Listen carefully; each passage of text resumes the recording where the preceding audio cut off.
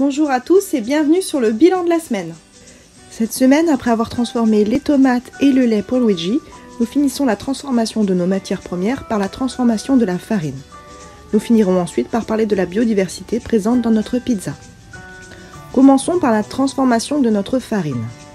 Pour transformer notre farine en pâte à pain, nous allons utiliser la levure de boulanger ou levure boulangère. Elle peut être sous forme fraîche, comme les petits cubes que tu vois sur la photo de gauche, ou sous forme sèche, c'est-à-dire en poudre. Pour observer les effets de la levure sur notre farine, nous avons fait une expérience. À gauche, on présente les résultats du pain obtenu avec la levure boulangère, et à droite, les résultats obtenus sans notre levure boulangère. On observe que le pain obtenu avec la levure boulangère est plus gonflé. En coupant ce pain, on voit également qu'il est plus aéré. En effet, on voit la présence de bulles d'air à l'intérieur de notre mie.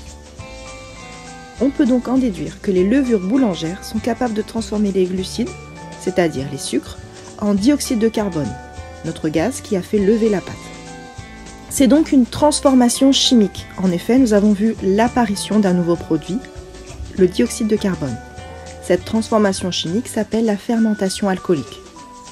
Dans cette réaction, les réactifs, c'est-à-dire les substances qui disparaissent, sont les sucres.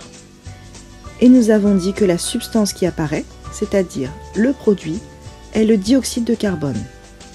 Regardons cette transformation chimique en accéléré. Nous avons vu que le rôle des levures boulangères était de faire lever la pâte. Nous allons maintenant essayer de voir quelle est leur nature. En observant nos levures boulangères au microscope, on voit qu'elles sont entourées d'une membrane plasmique et qu'à l'intérieur, on retrouve du cytoplasme et un noyau. On peut donc en déduire que nos levures boulangères sont des micro-organismes faits de cellules avec un noyau. Nos levures boulangères sont donc des êtres vivants que l'on peut appeler des champignons unicellulaires. Parlons maintenant de la biodiversité présente dans notre pizza. Dans ce projet, nous avons vu que dans notre pizza, nous pouvions trouver des levures présentes dans la pâte, des bactéries présentes dans le fromage, mais également des tomates, des oignons, des poivrons, et que l'on pouvait également ajouter du thon ou de la viande. Lors de nos différentes séquences, nous avons pu observer au microscope l'ensemble des cellules de ces êtres vivants. Nous venons de voir que les levures étaient des champignons unicellulaires. Nous avions vu la semaine dernière que les bactéries étaient également des micro-organismes unicellulaires mais sans noyau, des bactéries. Nous avons vu lors des précédentes séances que les tomates, poivrons, oignons et autres végétaux étaient également constitués de cellules plus allongées avec un noyau. Et nous avions observé en classe que les animaux tels que la vache, le thon et le saumon étaient également constitués de cellules, également avec un noyau mais de forme plus arrondie. Grâce à toutes ces observations, nous allons pouvoir construire un tableau. On appellera ce tableau le tableau des attributs.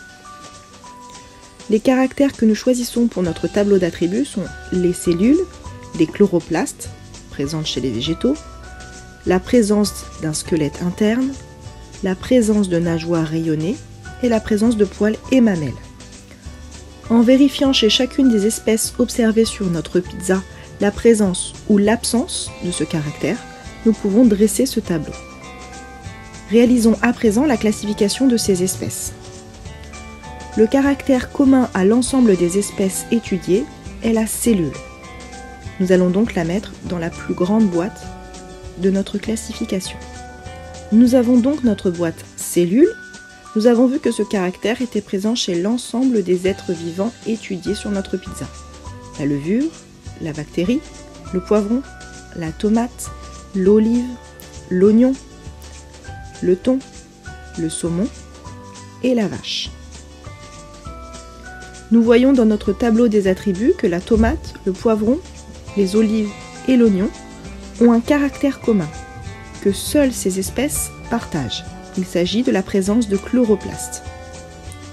Nous pouvons donc mettre ces 4 espèces, poivrons, tomates, olives et oignons, dans une boîte que l'on nommera chloroplastes.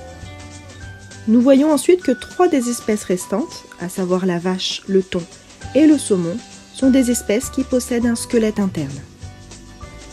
Ces 3 espèces, thon, saumon et vache, seront donc également mises dans une boîte que l'on nommera squelette interne. Pour finir, on voit que parmi ces espèces qui ont un squelette interne, une a des poils et mamelles, il s'agit de la vache, alors que les 2 autres possèdent des nageoires rayonnées. Nous allons donc mettre notre vache dans une boîte intitulée poils et mamelles, alors que le thon et le saumon se trouveront dans une autre boîte intitulée nageoires rayonnées. Nous avons utilisé l'ensemble des attributs présents dans notre tableau et nous avons placé l'ensemble des espèces observées.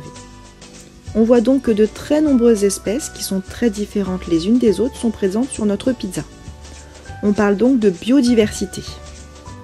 Cependant, tous ces ingrédients sont issus d'êtres vivants. C'est une unité, comme on a vu sur notre classification des espèces. L'ensemble des espèces présentes sur notre pizza possède donc un caractère commun, appelé cellule.